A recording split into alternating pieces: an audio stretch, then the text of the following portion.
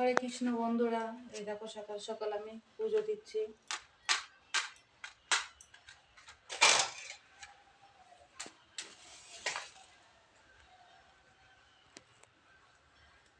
আজকে চৈত্র মাসের সোমবার।